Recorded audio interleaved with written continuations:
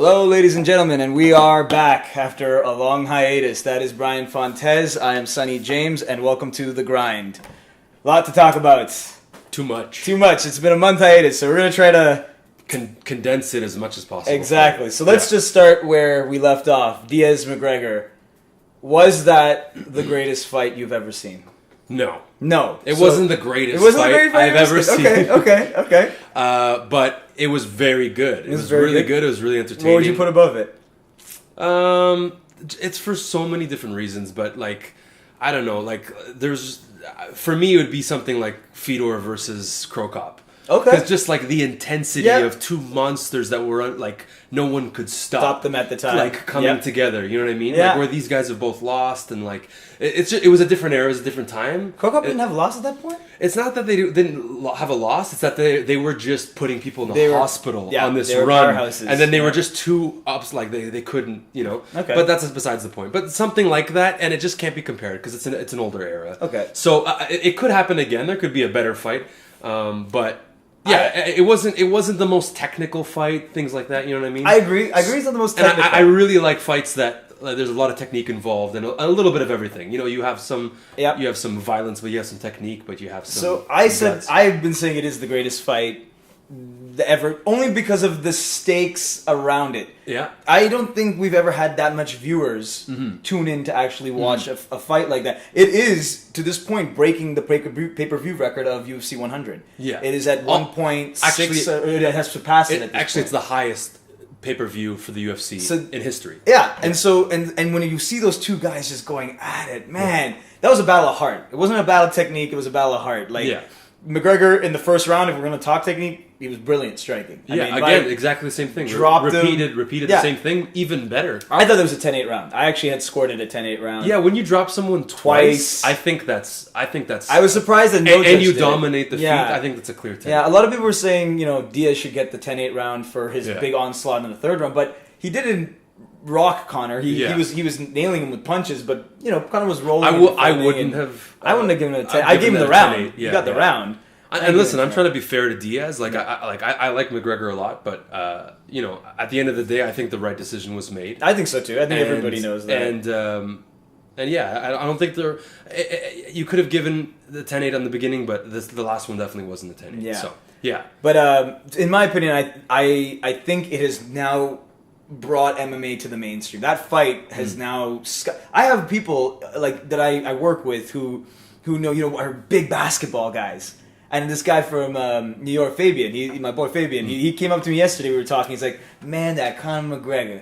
I don't watch MMA, man, but I'm loving that Conor McGregor." And I'm telling you, he's loving that Nate Diaz vibe. He's he's from America, so he's more of a New York guy, but he still loves that whole tough boy angle, which was missing in the sport. The personality was missing in the sport. Well, and that's exactly what's going to get casual fans hooked on his personality. We need those huge characters back. Yeah, because that's one thing that the sport is missing. So anytime you have a character like McGregor or Diaz and things like that, unique individuals, you should really get them out there. Now, I don't know if you watch Colin Cowherd or any of these guys. I've seen some of his stuff. These Fox guys who just started watching and now are experts on the sport. It's a bunch of baloney, honestly, man. These guys are...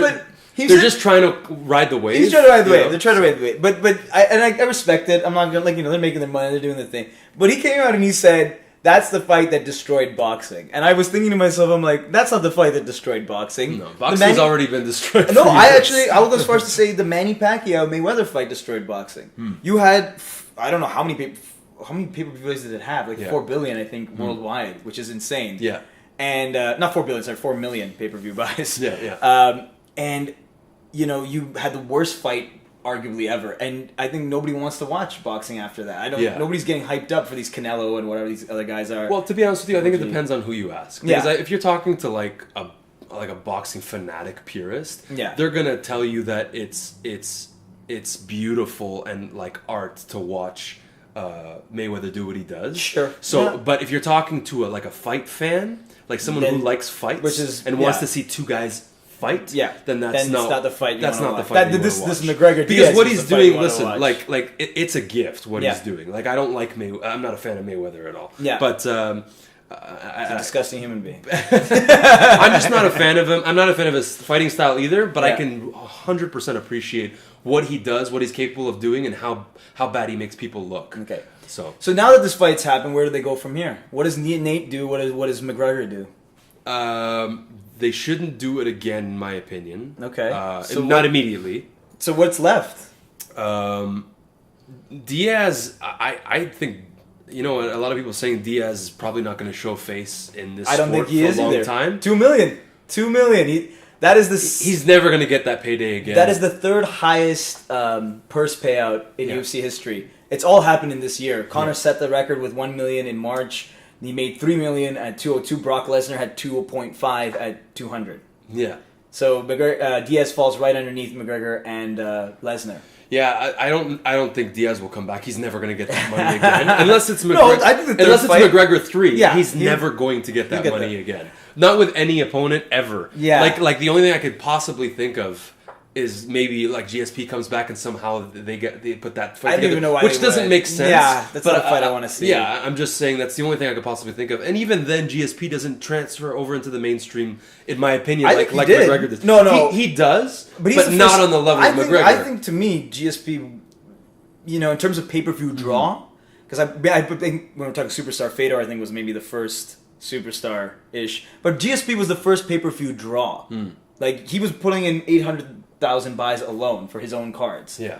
Which was a lot. It's a lot when he's never done anything close to what McGregor has done. He hasn't he's also he hasn't had the opportunity. Like 3 years ago, been gone. Yeah, 3 years ago this whole sport was different. Yeah. We didn't even have women. A woman just came in at that point, right? Yeah, I don't even know. I'm pretty sure Ronda Rousey came around 2014. Yeah. I would say I think it was the year before that. So it was 20, but it was like in middle of 2013 or something. Yeah. When GSP just retired in the summer. So it was one of those things where, wow, women weren't really even in the UFC back then. Yeah. So much has changed in a short span of time. Yeah. But as far as what happens to them, I think McGregor I think he's gunning for the 155 title shot. I think he's gunning for Alvarez. I kind of want to see Khabib get that, though, man. I don't want to see Alvarez fight Conor just yet. I think Khabib is the guy to beat in that division. I have been saying that the lightweight title is an interim title because Khabib is the lightweight champion. I'm still going to say that. Maybe likely. I have to say, he's not active enough for a champion. He's not active, but it's like a Dama Cruz situation where it's like you're injured and it's not his fault. He's not ditching or ducking or trying to get away from a fight. This guy he just keeps getting injured. Trains with bears. Yeah. Trains with bears. But at the end of the day, you're not going to stay the champion if you keep getting injured. No. Anyway, but I think Khabib, no matter how good you are, I think Khabib will be the lightweight champion very soon. It's very possible. As far as what happens with McGregor, I think he either gets Alvarez. I don't see him. Does there any point to going back to 145? I don't. There's no. I agree with his argument that like he knocked out the champion in 13 seconds. You can put it together. I'll still watch it. I will. Lots of people will. It's McGregor. It'll still happen. Yeah. You put McGregor versus. Although I think it'd be more versus fighter fight. X. Yeah. I do think it might be a more competitive fight. I think Aldo would be smarter about it. Yeah. Maybe he can even win. I don't know. Based on what McGregor said, as far as his argument of him knocking him out in 13 seconds, it just doesn't make sense. And I wouldn't disagree. They can't strip him. How are you going? Like he said it himself, and I don't disagree. How are you going to strip him? If you want to, you can. But and he even said that. He's like, go ahead, do it. Like it's only going to make you look bad. Yeah, and it's true. So.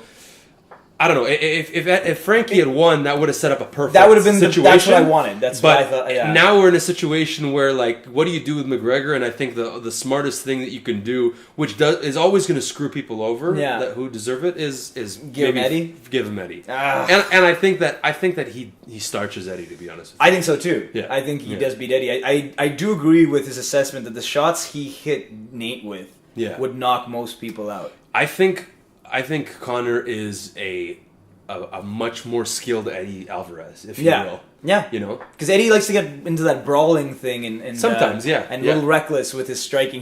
When he's calculated how he fought Pettis, it's a boring fight. Yeah. And I don't think he'd want to have a boring fight with McGregor. I think he wants to throw down, and McGregor will get in his space and make him. But if Eddie did what he did to Pettis and he just surprises the shit out of him and wrestles him, that he could win. Like if he just wrestled him, yeah, you know, he could. But I think he could grind out a boring decision. Yeah, but I think he wants. So, I think he wants. I'm not to saying he doesn't have a chance. Yeah.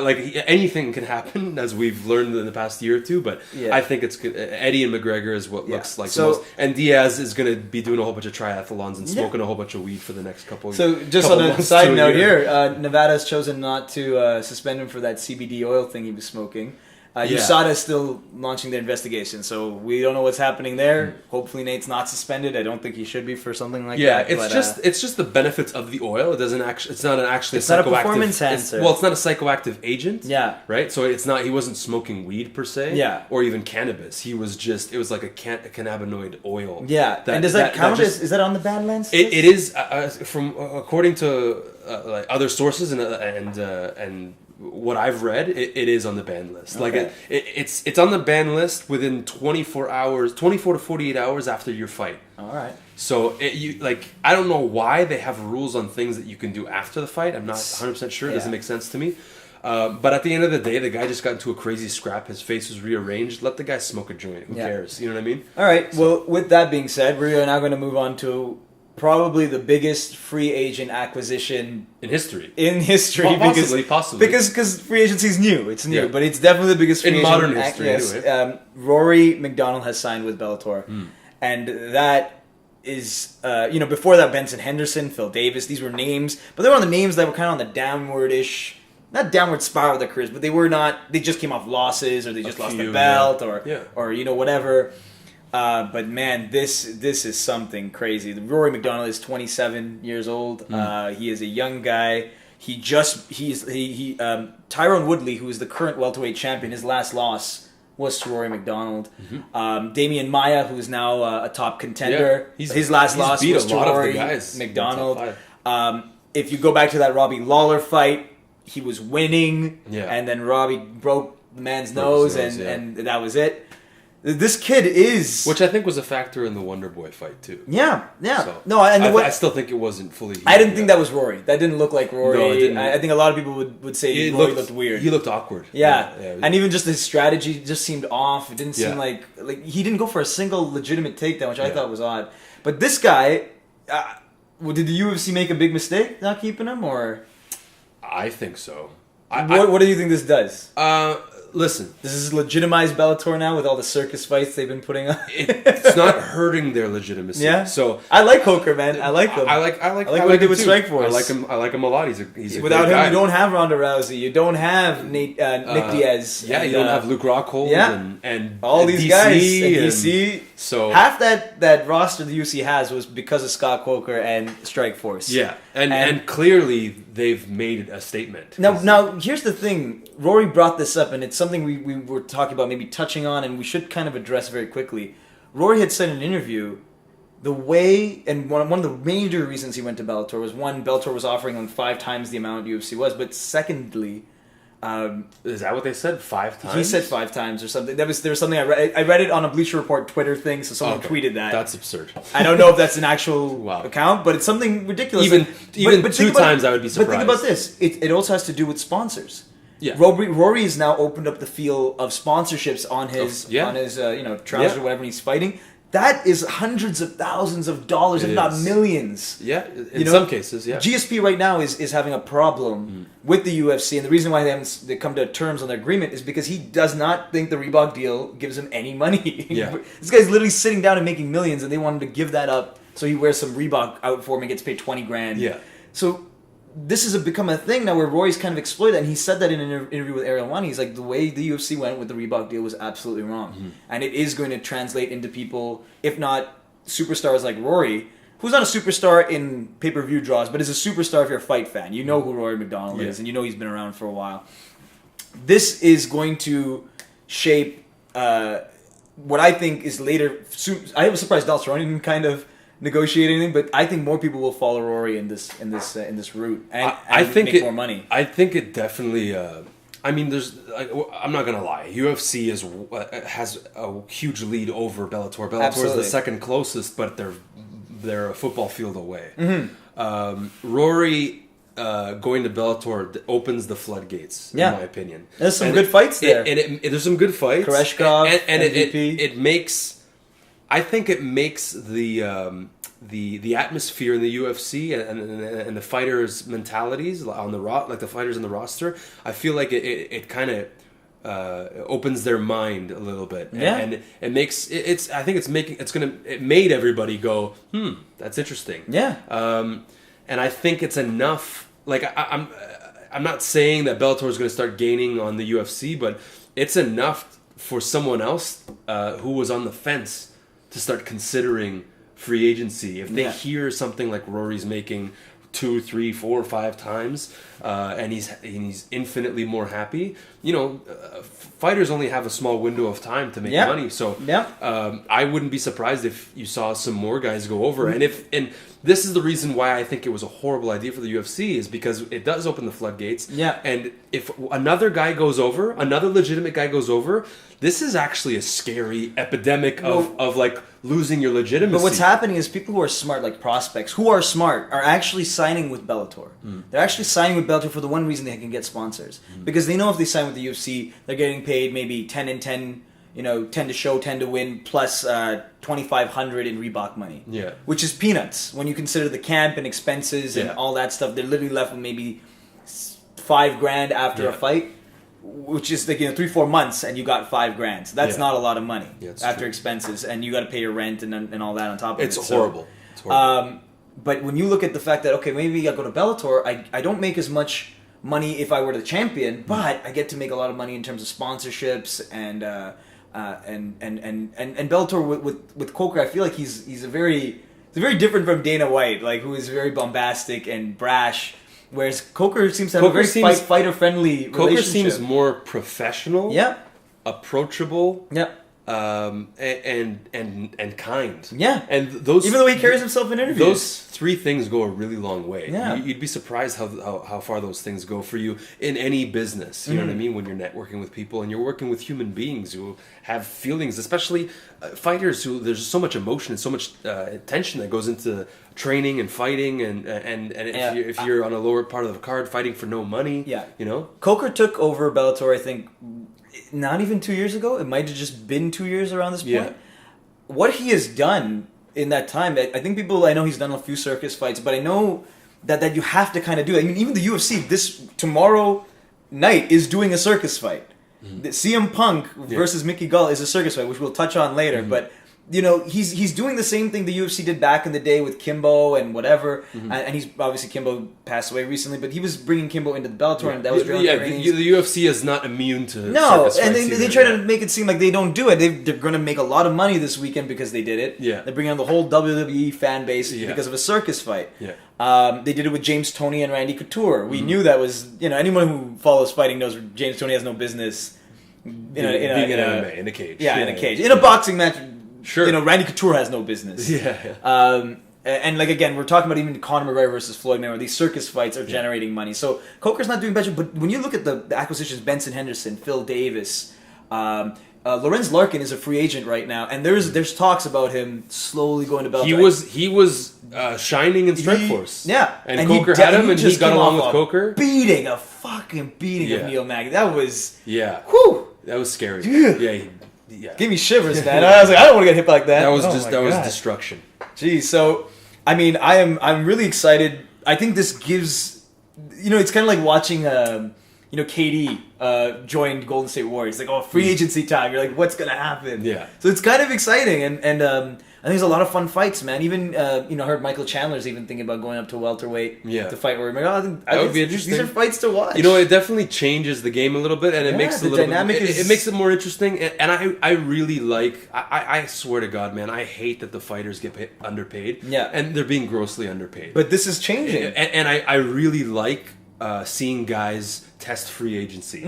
I hate seeing guys like God bless him, Cowboy, but Cowboy's one of those guys that he's always saying, "Oh yeah, I don't want to fight anywhere else. I'm never going to fight anywhere else." You're screwing your bargaining opportunities. You're literally saying, "I don't even want to bother negotiating. Pay me whatever you want." Well, like that. That's a little brutal. And I mean? I agree with you, and I hope he got a better deal than he did before. But the thing with Cowboy is that you sign a 10-fight deal.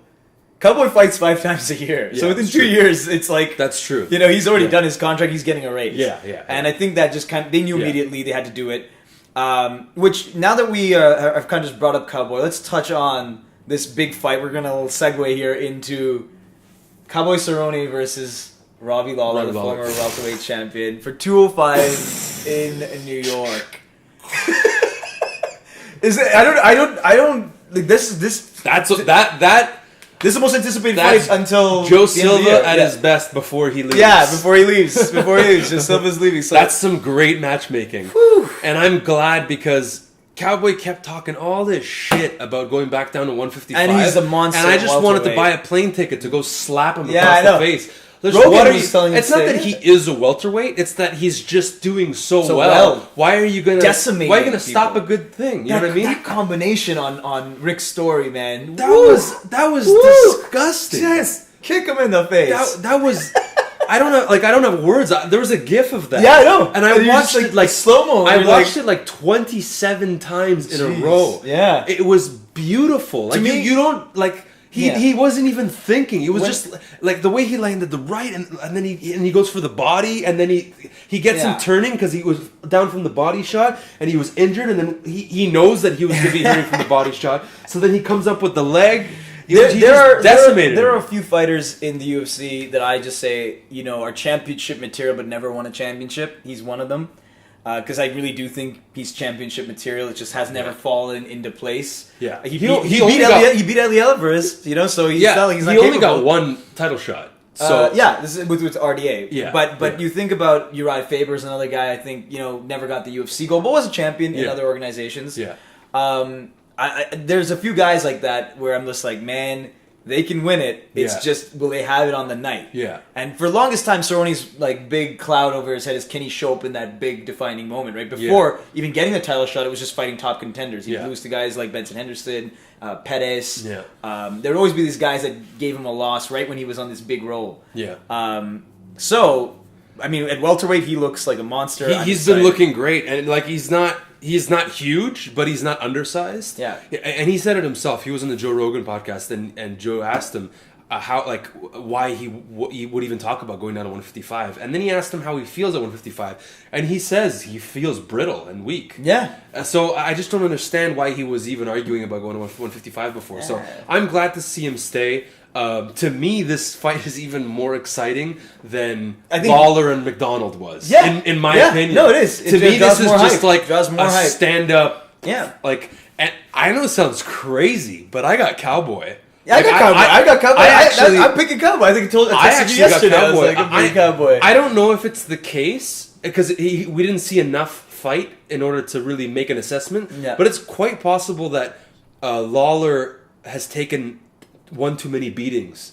You know what I mean? Because I'm not saying that he can't take a punch anymore or anything like that, because Tyrone does have power, but he was finished quick. Yeah. And that's strange for Lawler to be finished quick, especially recently. You know what I mean? Well, he has been finished quick in the past. So let's take on this whole welterweight note. I'm picking Donald, so we think if Donald wins, he probably is going to be a number one. He might jump Damian Maia, who just came off. He shouldn't. He might.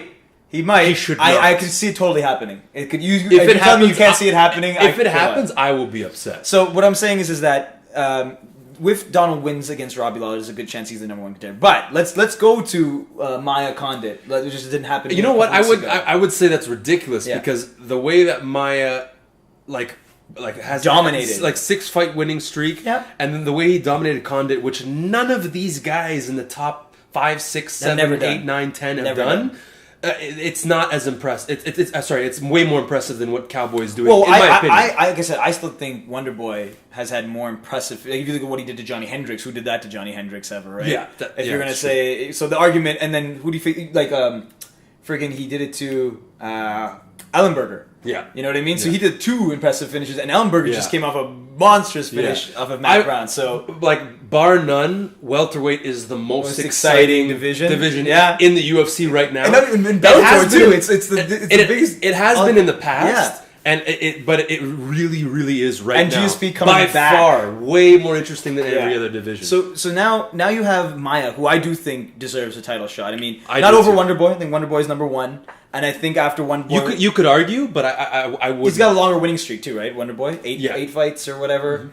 Mm-hmm. Then you have Lawler... Sorry, not Lawler. You have Maia with 6 fights. You have Cerrone on a 3-fight win streak. Yeah. Those 3 guys are looking like what's next. But I think it's the most exciting division, and GSP has just come back. So you want to talk about just leapfrogging Maia? Yeah. There's a good chance Maia doesn't see a title fight for at least at the end of the day, time. At least one person's going to get really screwed. Yeah. Maybe 2. It's Maia, number 1 would be. If you're saying who's going to get screwed first, Maia and then Wonderboy. Because if GSP says he wants title, honestly, it could even be 3 people that get screwed. Because if GSP wants the Tyron fight that bad, he's going to get it. He might just get it. Yeah, especially if contract issues. Because I saw an interview with GSP, and he obviously his demeanor is basically saying he really wants to fight in Toronto. Yeah. So, which I can't wait for, which is most likely if he does. Well, here's the fights, right? He's either going to fight Maia, which he wants to, or Nick Diaz, which would be amazing. If that happens, I mean, there's no... To me, that's useless. It's a useless fight, but I mean, come on. Yeah. Who wouldn't want to see it, right? Yeah. In Toronto, our backyard right here. Yeah, for sure. I would love it. I would go crazy for that fight. Yeah. Just have a Diaz brother talking shit in Toronto. Just in general, just to see GSP come back would be huge. I'm already getting my tickets. I'm going to that. Yeah. It's going to be my first UFC event live, so I'm going to be crazy for it. But, I think with that welterweight, with Nick Diaz even coming back, I mean, there's just so many... That's not guaranteed, right? We don't know if he's coming back. I think he will. I mean, he's a box office draw. I don't see why not at this point. You know? I'm not saying he's not going to. I'm just saying I don't think anything has been set in stone yet. But as far as the welterweight division, Bellator and UFC, I would probably say Wonderboy is the most deserving overall. Yeah. But then Maia. You could argue Maia even more so because of the way that he just shut down Condon. It was such just a beautiful masterclass of jiu-jitsu. It was insane. I agree. Amazing. I agree. But if the UFC's taught us anything, there's no such thing as deserve. Yeah. There's no such thing as deserve. There isn't in the UFC. Yeah. There is in if you have morality. If you have morality, but there's no such thing as deserve. So I'm on the side of this is one thing I'll give whoever deserves it should get it. But this is what I'll give Dana credit for, right? The one thing he does is that he makes the fights fans want to see.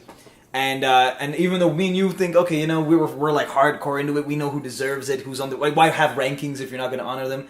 Yeah. At the end of the day, if fans want to see GSP fight Tyron Woodley, sorry Wonderboy, sorry Maia. You probably have Maia Wonderboy in a fight, which would be awesome too. That would be like UFC 1. Yeah. Essentially striker versus jiu-jitsu. It's like jiu-jitsu versus like taekwondo. It would be amazing. Yeah. That would be really interesting. I see no way in hell that Wonderboy could beat Maia, in my opinion, unless he all he did was drill takedown defense. But I'm actually on the other fence. I think he might be able to hold a distance with his striking.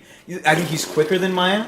I don't disagree. Yeah, I think he's quicker. But it's a lot easier. It's a lot easier to get your hands on someone than it is to keep someone away for 25 minutes. I agree. You know what I'm saying? But you're right. And Matt Brown, which was Wonderboy's last loss, if not only loss in his entire fighting career, because he had a 57-0 kickboxing career that started MMA. Yeah, it's crazy.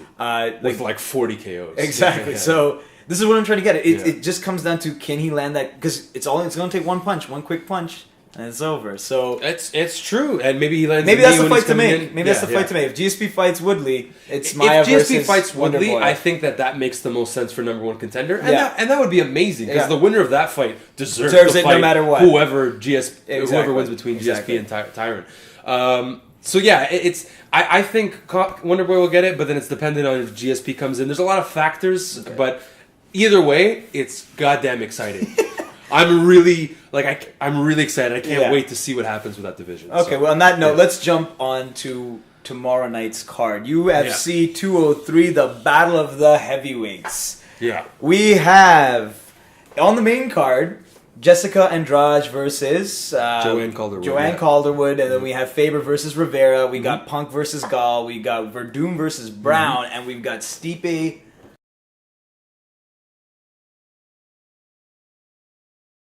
Another glitch in the camera. I guess it can only record for a certain amount of time, and then it needs to stop. But anyway, we are picking Joanne Calderwood to beat Jessica Andrade. Yeah, I would say by a gritty decision. Gritty decision? Yeah. Yeah, I think decision is fair. Yeah. Let's go on to Faber Rivera.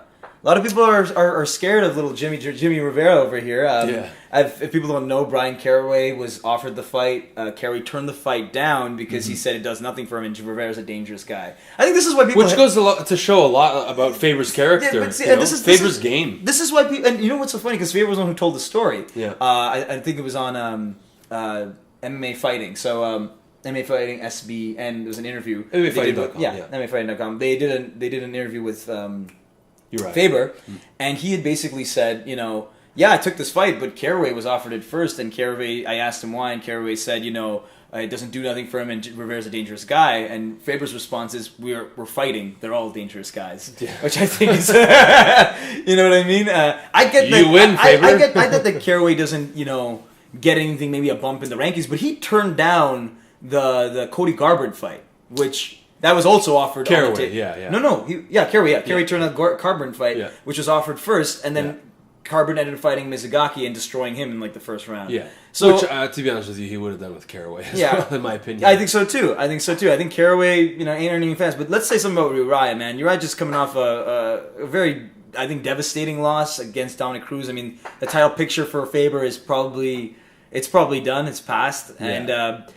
It's unfortunate because he's so goddamn good. And I don't care what anyone says. He's so good. And I don't care what anyone says. He's always going to be a champion to me. I think anybody who knows what Uriah has done for the sport, man, that guy deserves to be in the Hall of Fame regardless. It's kind of in the Dan Henderson boat where it's like... he's like the 135 Dan Henderson almost. And you know what, man? He's got crisp boxing technique. He's got great jiu-jitsu. He's got power. Yep. In fact, that first Dominic... that's technically the second Dominic Cruz fight. It was a great fight. It was close. He clocked Cruz. He dropped him a couple times. Yeah. So, Faber's really good, but it's just one of those things where, everything is against him now.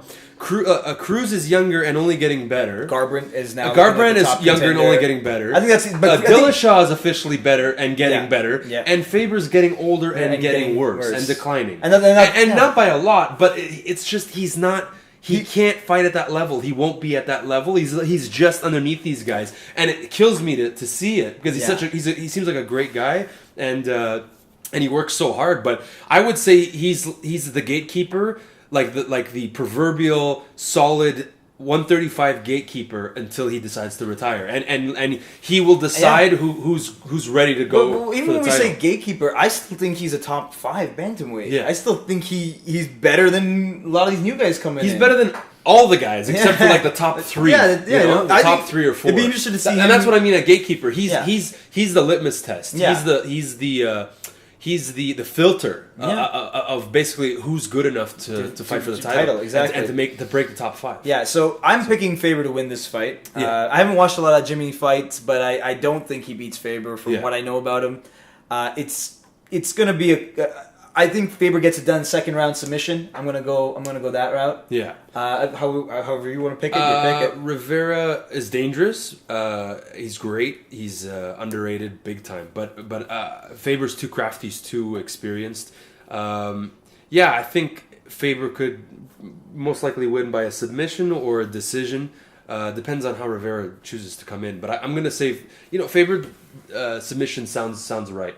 All right, that sounds correct. So we're on the same page. Second or third round. Same page. I think we're going to pick the same people for this card, which we tend to do a lot. It'd be better if we could argue about a pick. But maybe we'll argue. Maybe the main event we might. But let's see. This is God. I don't really know what to say about this fight. I'm kind of disgusted. We might actually disagree on this one. Maybe we might. But man, we're going to talk about CM Punk versus Mickey Gall. And listen, no disrespect to CM Punk. I actually like the guy in the interviews and what he says. You got a dream, you want to chase it. I'm more mad at the UFC for kind of giving him a contract. I don't think... You can't be mad at him for accepting. I just think this is very dangerous. This guy's 37 years old, right? He's older. I think he's 38. He's 38 then. So, this is where Anderson Silva's prime diminished. So it's to become a fighter at this point in your career, no professional experience beforehand. I mean, yes, he was a wrestler, but they don't train jiu-jitsu or wrestling or boxing. They are athletes. They are athletes, yeah. Yeah. But I mean...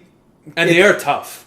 I have no doubt this guy can take body. I have no doubt that this guy can take a beating and just keep going with his heart. But Gall's also a prospect. There's not a lot to know about Gall. He's not proven. He's had 2 fights, and he's looked dominant in his 2 fights in the amateur ranks. But I mean, this is a fight I don't really know. I'm gonna watch it. It's a circus fight. You're gonna watch it. It's gonna be interesting. And let me tell you this: if Punk wins, it makes it a lot more interesting. There's a lot more like, wow, that was who saw that coming, right? I think even if Punk makes it a fight. It's a win. It's a win. It's an absolute win. I think even if Punk gets out of the first or second round, I think he wins. You know, I see what you're saying. The moral victory. Yeah, the moral victory. I just think Gall has been doing this. I think his whole life. Apparently, I don't know when he started. But I don't know how early he started. People have been saying he's been doing it since a teenager. He's been at least training as a teenager. He's been doing this professionally. He's only like what 20, 21. I don't know. He's really young. He's a young guy. Early 20s at the very least. I mean, this is a great fight for him because it's money for him. I mean, I don't think he's never seen this kind of money before. And if Punk doesn't make weight, he gets 20% of that purse. That who knows what the heck. He did make weight. Oh, he did make weight. He made weight. Too. Oh, I didn't see it. He weighed in at 170, and Mickey weighed in at 170. Yeah, I saw the 170.5. Okay, I saw the post conference yesterday, and Punk looked pretty drained. And he actually in an interview with Ariel Helwani, he asked him about his weight, and he seemed pretty concerned. He seemed worried with his own weight. He said it wasn't going as well as he thought, but he made it. So and luckily for him, we're on that early morning weigh-in. Yeah. So good thing you checked because I didn't see it. Yeah. Luckily for him, he's got like over 24 hours to rehydrate now, and that's great for him. That's great. So I'm picking Gall to win this in the first round. And within the first 2 minutes, I'm going that. I mean, if it goes any longer than that, maybe you can even give him more. I have to go off on a small tangent here and just say, like this whole situation for me has pulled a 180. When I first heard it, I thought it was like, I'm like, okay, it's a little bit ridiculous. And now, after watching the entire Punk Evolution of Punk series, and watching his interviews and seeing what kind of person he is and all that stuff, great guy. I have to say, man, I'm buying what he's selling. I like what he says. I do. I've really been converted. I really like the guy. You think he's going to win? I don't necessarily think he's going to win. That's not what I'm getting at. I get what you're saying. I'll give you my prediction. But ultimately, what I'm trying to say is, I'm actually becoming very inspired by his story. He's inspiring the shit out of me because fighting and mixed martial arts is something I've always wanted to do. And I've always had music and things like that on the side for other reasons. I couldn't do it, but it's inspiring to see a guy who's 38. Go for his dreams. And just the fact that he was given an opportunity. You know, and he's capitalizing on it. And that's huge. So I can't blame him for that. Number one, I never did. I guess my beef was with number two. He's putting in the fucking work. He's putting in the work. Okay, if you watch that show, man, he can take a punch. He's getting hit hard. He's doing hard round sparring with guys who are good enough to be in the UFC. At Duke Rufus's gym. And the two things that Punk has going for him. 3 things actually, some more important than the other, is one of them is there's no footage to watch of him, so you don't know what's going to happen. That's true. You don't know what his strengths are, what he's good at, what he's not good at, what are his tendencies, his habits.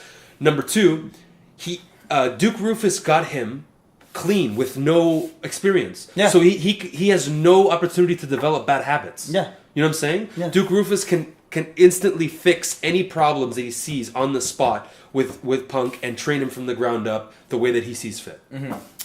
And then the last point I completely forgot, so we're gonna move on.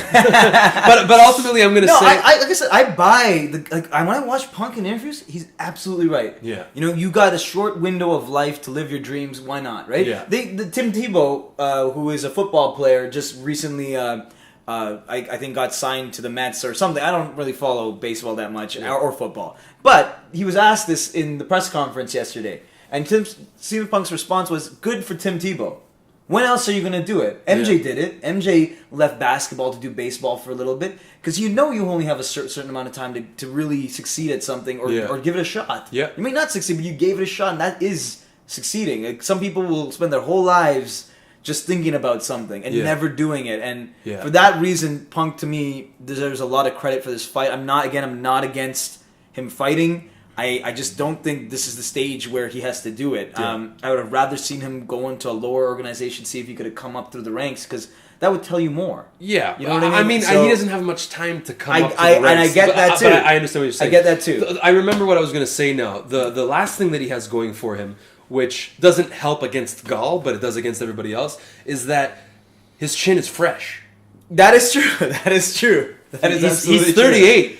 But he's never been like I don't been KO'd in the WWE a few times. I'm sure he's never taken the damage that you would through a camp. These pro fighters take. Yeah.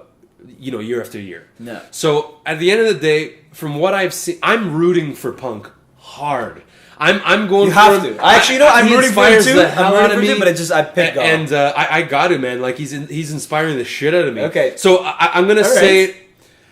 I'm going to say emotional this. Pick. It's a very emotional pick right now. Because I really like the guy a lot, man. Okay. I'm going to say this. Prevails. I'm going to say that Gall wins, but from what I've seen, Punk looks game. And he looks really gritty and tough. And I'm going to say Gall wins. I'm going to be nice. I'm going to say Gall wins by decision. Okay. And that's. But Punk goes the distance. He takes the punishment. He fights. He's gritty. And he impresses people in the process, and we all respect him by the end. Do you know the betting odds? That's do you know the betting odds as it stands right now? I don't know the betting odds. Gall is a Gall's a minus 400 to win the fight. That's yeah. And I thought it would have been more. To be honest with you, CM Punk is a plus 300. Okay. So those are big odds. Those are devastating odds, right? Sure, yeah. So. My money's on Gall. Again, I'm with you. I would love if Punk did one, just based on everything he said, and he's living his dream, and you want him to live his dream. You know, Gall's still young. He can still get better, and if he loses his fight, I mean, it's still damning on Gall if he loses his fight, because then you lost the guy who everybody's been saying you have to beat. Yeah. So there is some pressure on Gall to win this, but it's not as much as the limelight is on Punk, and let's see what Punk does now.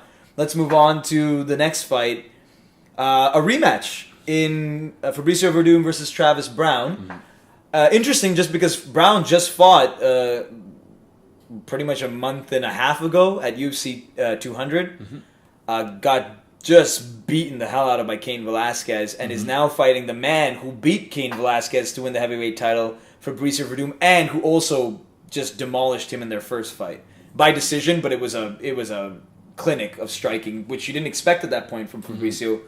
Who has shown he can grow as a striker and is better than Travis. Yeah, he's become on the feet. That is dependent on what kind of Verdum comes in. That's true. But you're in the you're right.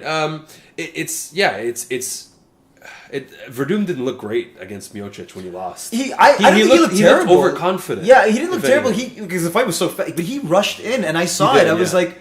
You know, I was even thinking like, man, he was backing up Stipe. Stipe was moving back on his feet, and I was thinking like, okay, that's kind of interesting because you're taking Stipe's charging game away from him, but Stipe can load up as he moves back. Yeah, and we saw it. He took him out in one punch, hit him right on the button. Yeah.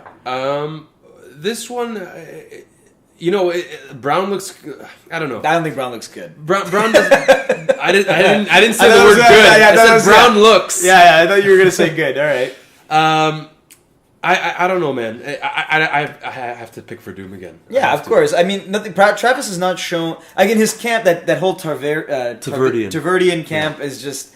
I think other than Rousey and Browne, I don't even know who comes out of that camp. But when Ronda's mom is coming out and saying this guy doesn't know what the hell he's doing, and you kind of see Ronda's mom is a champion, world champion, judo coach too. Yeah, I think her opinion, in my opinion, counts, holds some weight. Exactly. So and she had a point about Rousey, already having all these accolades before coming to the Taverdian camp or whatever. Yeah. So Taverdian or Taverdian? Edmund Taverdian. I know Edmund as his first name, but I think it's Taverdian. Taverdian. We're gonna go to Taverdian. Whatever. He's just.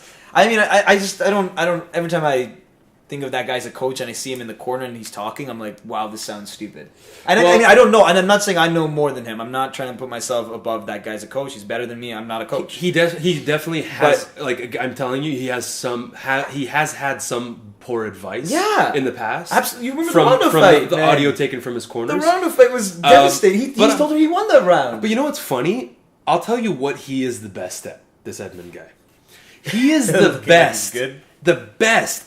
Absolute ever in history at making fighters look amazing on pads.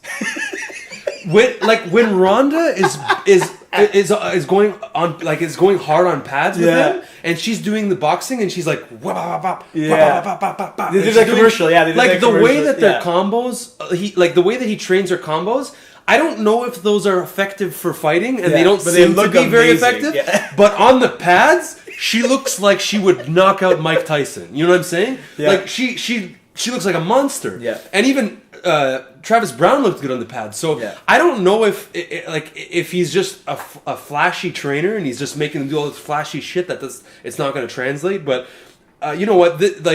This is going to be one of the next couple fights that are going to prove whether whether he's a good trainer or not, or whether his fighters are going to achieve something. Now, Verdum was talking in the post conference yesterday that to him this is a number one contender fight, which I do not think it is. I do not think if Verdum wins this fight, he gets the next shot at Stipe Overeem, whoever the winner of that fight is. I think, it might be Kane. Kane was threw on a devastating performance against Travis. It might be probably not Josh Barnett, but he had a pretty impressive performance against Arlovsky. Yeah, but he was losing before. He lost before that. So so you can't give one win. Yeah, you can't get a title shot. That's not. You don't need that many wins to get a title shot in the heavyweight. More than division. One. Well, would be nice. Kane probably might get it. I'm going to disagree, and I'm going to say that the winner of this will probably get it. Actually, you know what? I'll say this. I'll say Brown was come off a loss. I will say if Verdum wins, he will get the title shot again. Because they're ranked number one, and because he was the champion, he was on a wicked winning streak on the way. If Brown wins, he's got more work to do. Yeah, he probably draws Barnett or something like that. I say the loser of this fight draws Barnett. Okay. And then the winner gets the title shot, except for if it's Brown. Yeah. If Brown wins, I think either way, it's tough. Verdum is interesting with either Stipe or Verdum because they're both rematches. Yeah. Verdum has a win over Overeem in 2006. Yeah. Then Overeem avenged it in Strikeforce. Yeah. Stipe obviously beat him. That would be interesting to watch again, just because it was so quick. And I think Verdum had the wrong game plan. I think you've got to do with the Maya game plan. Take him to the ground and use your jiu-jitsu because that's really your forte. Yeah. It'd be interesting. I don't know. I think Kane is going to get it because there's still questions as to whether Kane was Kane when he lost to Verdum, right? The whole altitude thing affecting him. He wasn't cardio Kane. You know what? It's really funny because I have in my group of MMA friends. Yeah. There's two different Kanes that we always talk about. Yeah. We call him by the name of sea level Kane. Okay. And altitude Kane. Sea level Kane. So and basically the gist is we always agree that no one can beat sea level Kane. Yeah. So if we'll say someone fought well, they're like, yeah, he was like sea level Kane. Yeah. That's what he was at 200. Yeah. And he was throwing head kicks. Where did that come from? Oh my, he's adding stuff to his game. So I don't know. I think Kane's going to get the next heavyweight title shot. Yeah. But it's an interesting fight for Verdum. I think he wins this easily. I don't know if he'll get the finish, but I know he wants the finish. So I'm going to actually give it to him second round submission for Verdum. Okay. I say Brown is going to be way smarter this time than he was last time, and I think he'll do better. But I don't think he'll win. And I think decision or finish? No, I'm going to say Verdum. I'm probably going to say decision, but that's almost tied with like it's 3 rounds. Third round submission. You know what I mean? Yeah. I'm gonna say decision though. Okay. I'm gonna change it up. So let's go to Let's go to the main event. Stipe Miocic versus Alistair Overeem. Yeah. All right. So this is a real tough one for me. This could go either way. And it's funny because Verdum actually assessed it. He said, if Overeem fights like he fought against Junior Dos Santos, he'll probably win, which is calculated, cool, and calm. If he gets scared or timid, he'll lose because Stipe will be that fire truck heading right for you and then knock you out.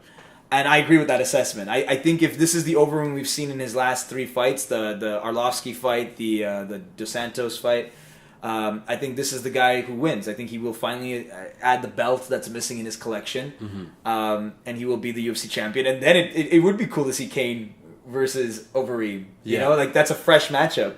That would be a really interesting. And I think I would like it more than Verdum versus Overeem. So yeah, definitely. I think that's might happen next. We'll see, but I think Overeem Overeem. I think I'm going to go Overeem on this one. I think Overeem is going to win the championship and fight his fight. I mean, it's home court though for Stipe. So. I'm gonna say that Overeem. Both fighters have what it takes to win. It's heavyweight, one punch changes everything. Overeem is super experienced K1 former K1 champion, 80-something Strikeforce champion. Overeem 100% can win, and it's possible that he will. I do believe that when Overeem gets in the octagon, I don't. He's obviously not afraid. He's a professional fighter. He's not scared really of anything. Mm-hmm. So I'm gonna say that when he does get into the octagon and he gets hit, he does close up.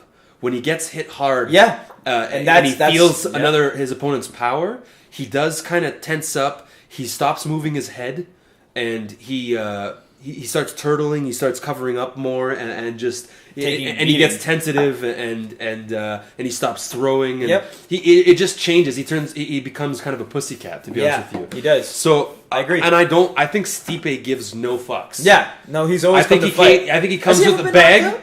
I don't think he's ever been knocked out. I think he's might be no. He's lost. He's lost to Junior Dos Santos. Yeah. That was the last loss. I think Stipe comes to every fight with a bag, and there are no fucks inside of that bag. So I'm gonna say because he's in his hometown, but there's pressure there. The last two times, Kane and Verdum were in their hometown. That's true. So it doesn't matter. So I'm gonna say because Stipe is in his hometown, I see Stipe as a guy who just doesn't care, and he's just there to throw down.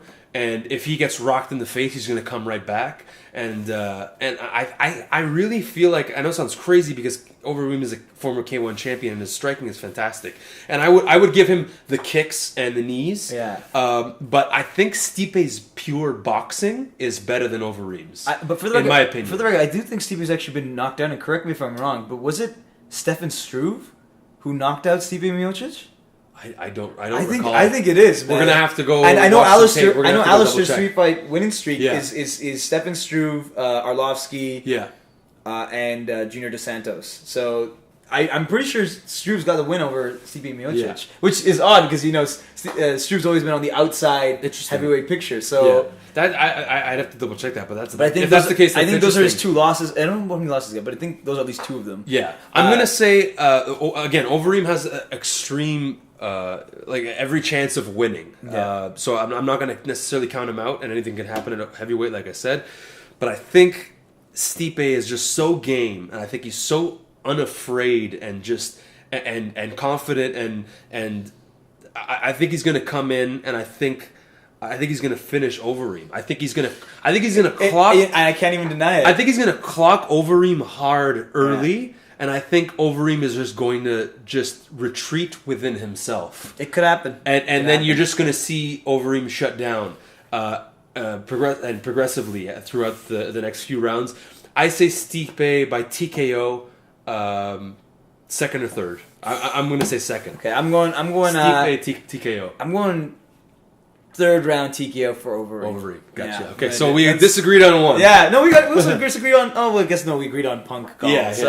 Anyway, that does it for our show for this month, I guess. Try to come back next week. You know what? We'll try to come back. Yeah, next week. Hopefully, we'll see what happens. And do a results show on this whole thing. But, on this card. Yeah. Thank you for joining us, and thanks for tuning into The Grind. Thanks for watching, guys.